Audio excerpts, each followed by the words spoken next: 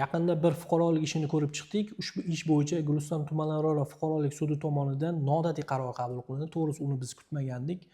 Fuqaroga nisbatan qo'llanilgan ma'muriy jarima Oliy sud tomonidan bekor qilingan.